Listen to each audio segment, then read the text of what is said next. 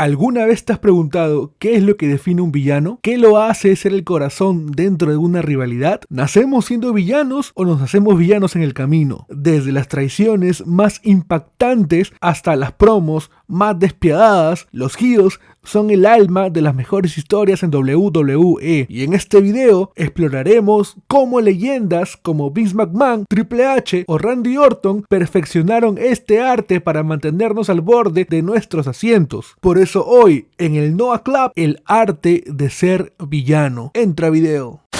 Capítulo 1. ¿Qué es un heel? Primero, hablemos de lo que significa ser un heel. Un heel es el antagonista en las historias de WWE. Su objetivo es generar odio y desprecio por parte del público. Pero ser un heel exitoso no es solo sobre ser odiado, es sobre ser convincente, carismático y en muchos casos alguien a quien amas odiar. Actualmente, WWE tiene más heels o villanos que babyfaces en su roster actual. Pero eso no quiere decir que todos sean grandes heels. De hecho, muchos de ellos ocupan el papel de heel genérico. ¿Y qué es un heel genérico? Te estarás preguntando. Pues es alguien que simplemente ocupa recursos bajos sin motivo alguno para conseguir resultados. Es más, muchas veces ni siquiera lo consiguen. Te puedo dar ejemplos rápidos como Austin Theory, Grayson Waller, Roxanne Perez, todo el grupito de Damage Control, a excepción de Dakota Kai, sí. Pero como me pase dando ejemplos me demoro todo el día. Y a lo que quiero llegar es que un buen villano nace con un buen motivo. Entonces, vamos a repasar a los siguientes ejemplos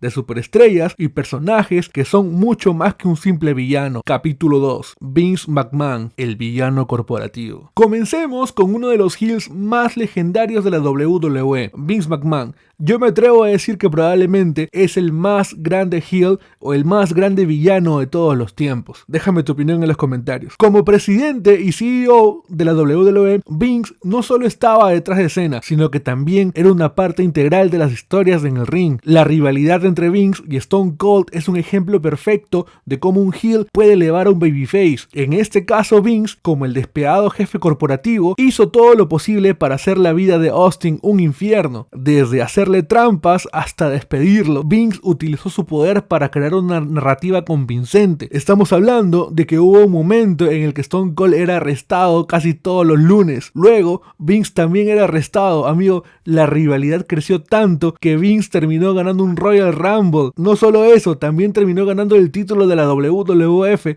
Y es que de eso va un villano, de que te den ganas de odiarlo, de que te olvides de que hay una historia detrás y que simplemente te pongas a odiarlo por lo bien que hace su trabajo. Y Vince siempre logró eso. Vince dominó el arte de ser un heel al mostrar una autoridad despótica y un deseo de controlar todo. Su capacidad para provocar una respuesta emocional tan fuerte del público es lo que lo convierte en uno de los mejores heels de todos los tiempos. No solo era ser odiado, sino que también era fascinante de ver. Su habilidad para manipular y controlar la situación a su favor hizo que cada aparición suya fuera un evento imperdible. Durante la era de la actitud, Vince se convirtió en el epítome del jefe villano que toda la dinámica y la química entre ambos no solo definió esta era, sino que también estableció un estándar para futuras historias de heels contra babyfaces. Capítulo 2. Triple H, el asesino cerebral. Otro ejemplo icónico de un heel es Triple H, también conocido como The Game o como el asesino cerebral. Triple H ha jugado el papel de heel durante una gran parte de su carrera y lo ha hecho de manera magistral, desde su tiempo en DX, donde jugó el papel de rebelde, hasta su reinado como líder de Evolution. Triple H ha sido un maestro en manipular y controlar, no por algo le dicen el asesino cerebral. Su rivalidad con The Rock es un claro ejemplo de cómo se puede ser el antagonista perfecto. Triple H no solo era físicamente dominante, sino que también utilizaba su astucia para mantener el control. Su uso del mazo como arma y su capacidad para traicionar amigos y aliados demostraron que Triple H estaba dispuesto a hacer lo que fuera necesario para mantenerse en la cima. Esto no solo lo hizo odiado, sino también respetado como un villano formidable. Su psicología en el ring y su habilidad para contar una historia a través de sus acciones lo han establecido como uno de los mejores heels de la historia en WWE. Triple H también demostró ser un heel excepcional en su rivalidad con Shawn Michaels. Amigo,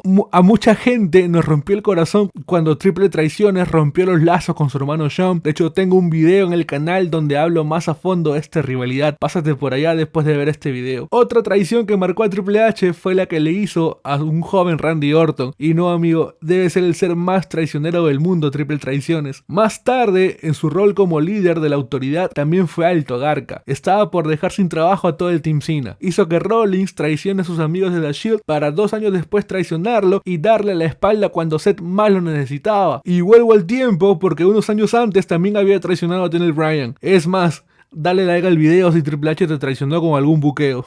Lo que me lleva a decir también que si quieres un video de top 5 peores traiciones de Triple H, déjamelo saber en los comentarios. Y ya que andas por ahí, pues dale like al video también. Y si el video pasa a los 300 likes, subimos rápido el set top de traiciones o lo que pidan según la trama. Seguimos. Capítulo 3. Randy Orton, The Apex Predator. Y luego tenemos a Randy Orton. Randy ha sido uno de los heels más constantes con John Cena. Mostró lo despiadado que puede ser, atacando a Cena en momentos inesperados y utilizando tácticas psicológicas para ganar ventaja, como la vez que atacó al padre de John para aumentar la intensidad de esta rivalidad, o como la vez que Orton atacó a los McMahon en su rivalidad con Triple H. Amigo, yo de esa rivalidad no pude volver. O sea, verlo como babyface se me hace, no sé, no lo compro. O sea, fue tan excelente heel que no puedo verlo con otros ojos. El RKO, su movimiento final, se ha convertido en uno de los movimientos más icónicos y temidos en WWE. La capacidad de Orton para ejecutar el RKO de la nada ha solidificado su reputación como un heel impredecible y peligroso. Pero más allá de sus habilidades físicas, es su psicología y su habilidad para entender y manipular a sus oponentes,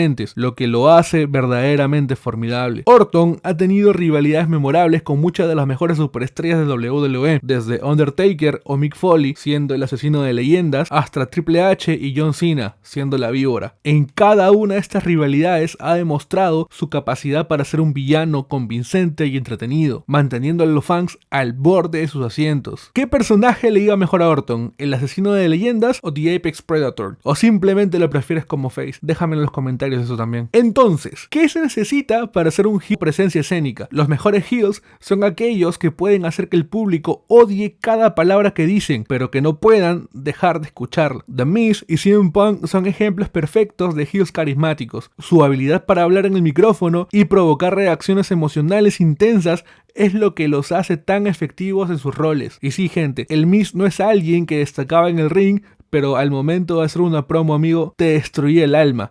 Y ahí llegamos al siguiente punto. Número 2. Psicología del ring. Entender cómo manipular las emociones del público y construir una historia en el ring es esencial. Los heels deben saber cuándo ser cobardes y cuándo ser despiadados para maximizar el impacto de sus acciones. Un combate manteniendo al público enganchado y emocionalmente invertido. Increíble que Triple H pueda ser recordado tanto como heel como babyface. Hay un número contado con los dedos de superestrellas que son capaces de eso. Y obviamente Triple H contaba con eso. Y con la siguiente característica. Número 3. Credibilidad. Un buen heel debe ser visto como una amenaza legítima para los babyfaces. Esto significa que deben ser temidos y respetados, no solo por su físico, sino también por sus acciones. Ser un heel en WWE es un arte complejo y fascinante. Requiere carisma, inteligencia y una habilidad única para provocar emociones en el público. Vince McMahon, Triple H y Randy Orton han dominado este arte y han dejado un legado que seguirá inspirando a futuros villanos en el mundo de la lucha libre. Desde las tácticas corporativas despiadadas de McMahon, la astucia y brutalidad de Triple H, hasta la implacable crueldad de Orton, cada uno de estos hombres ha demostrado diferentes facetas de lo que se necesita para ser un heel memorable y exitoso. Pero al final del día, lo que realmente define un gran heel es su capacidad para mantener al público invertido. Ya sea que los amen o los odien, los heels son el motor de las mejores historias de la WWE, y sin ellos, la lucha libre y el entretenimiento no sería lo que soy. Y hasta acá el video de hoy. Déjame en los comentarios si quieres que haga un top 5 o top 10 de los mejores heels en la historia de WWE. Mientras tanto, también me puedes dejar tu top en los comentarios. No olvides suscribirte al canal y darle like al video para más contenido como esto. Sigamos haciendo crecer esta comunidad. Tampoco olvides seguirme en mis redes sociales para estar al tanto del mundo de las luchitas. Y compartir el video me ayudaría bastante, la verdad, no me quejo. Ahora sí, buenos días, buenas tardes, buenas noches. Este fue Noah y... Give me a hell yeah.